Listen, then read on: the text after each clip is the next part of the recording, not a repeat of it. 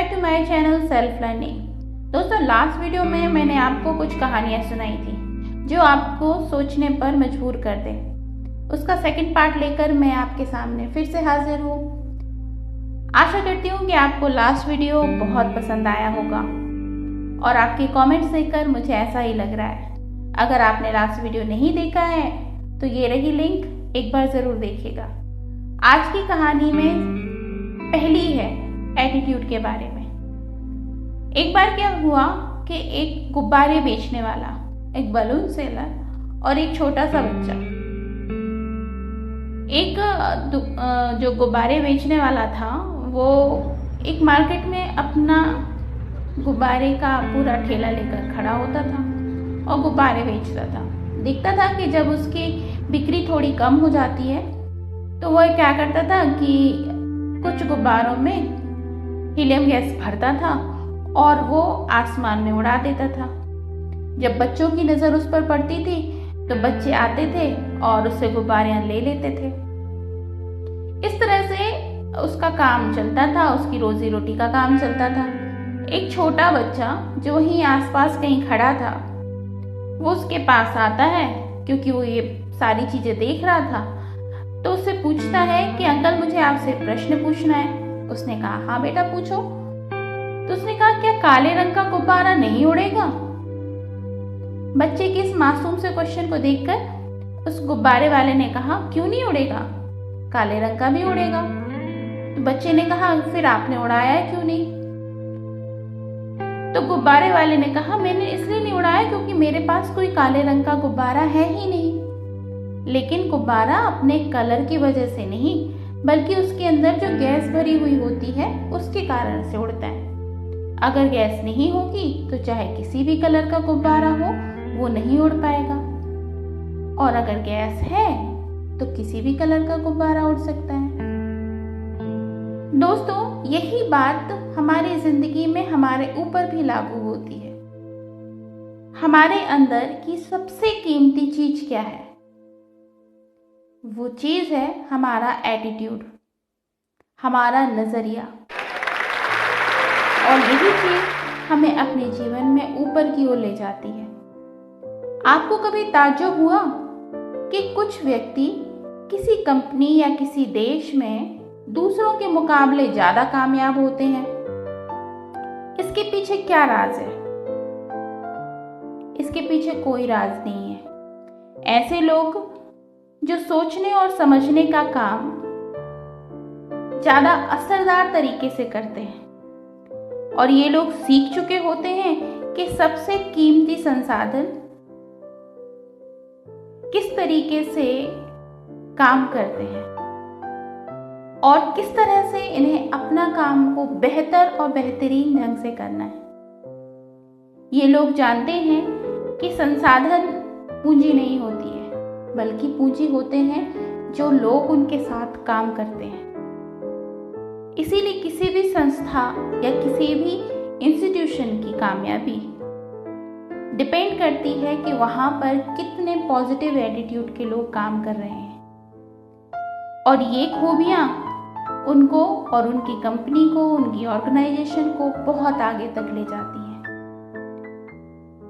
तो positive attitude के साथ आगे बढ़कर किसी भी तरह से, किसी भी तरीके की मंजिल को पाया जा सकता है। दूसरी कहानी, नेवर गिव अप। कई लोग ऐसे होते हैं कि जो लाइफ में बहुत कामों को शुरू तो करते हैं लेकिन खत्म नहीं करते, बीच में ही छोड़ देते हैं।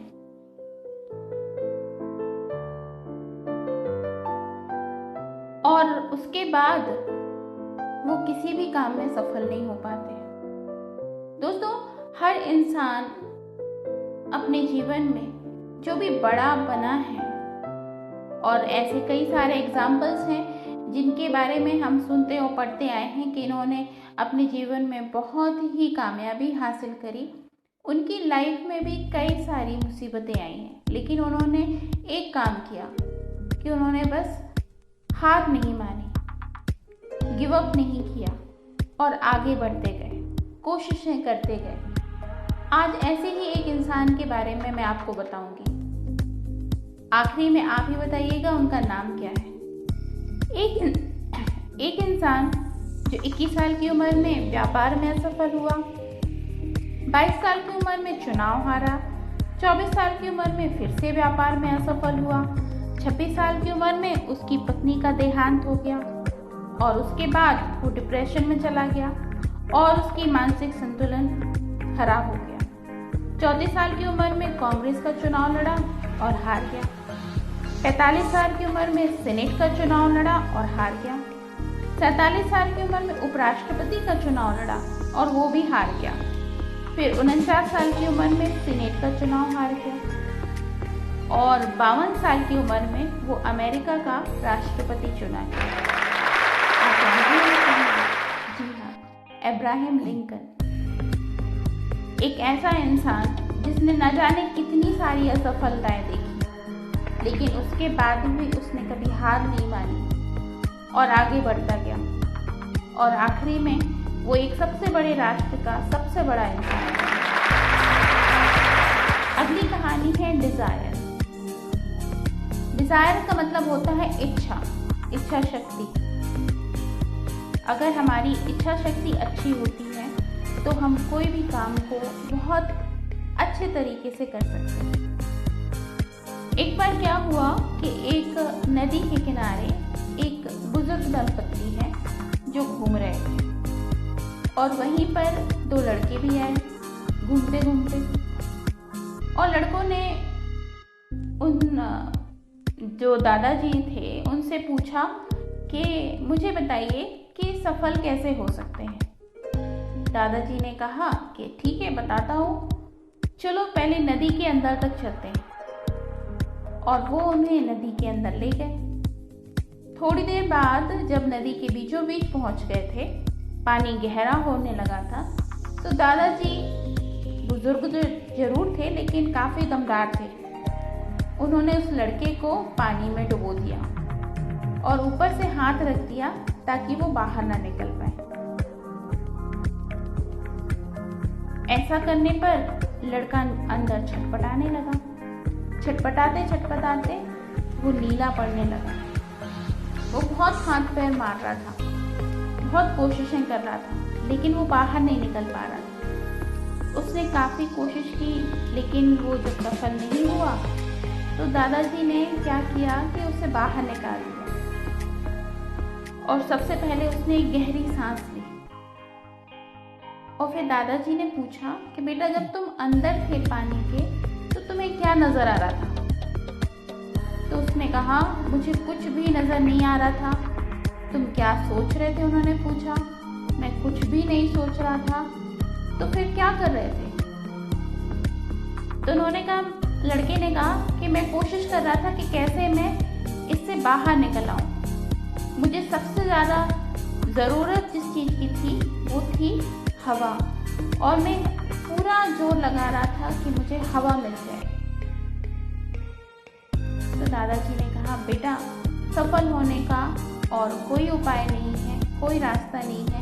बस जिस इच्छा शक्ति से तुमने पानी के अंदर हवा को पाने के लिए मेहनत करी, उसी इच्छा शक्ति से अगर तुम कोई भी काम करोगे तो अपने जीवन में सफल जरूर होगे। इसके अलावा सफलता का कोई और दूसरा राज नहीं है। तो फ्रेंड्स, ये थी आज की मेरी कहानियाँ। आशा करती हूँ कि आपको ये कहानियाँ अच्छी लगी होंगी और अगर अच्छी लगी हैं तो मेरे चैनल को सब्सक्राइब कर लीजिए। इसी तरीके के वीडियोस के साथ मैं आती रहती हूँ और आई बटन में मैं सारे वीडियोस की लिंक दे देती हूँ। तो friends, thank you so much for watching. अगर आपको अच्छा लगा तो लाइक कीजिए, सब्सक्राइब कीजिए। इसी तरीके के वीडियोस के साथ मैं फिर आ जाऊंगी आपके सामने। तब तक के लिए this is Monisha signing off. Be a good learner. अपना बहुत ख्याल रखिए।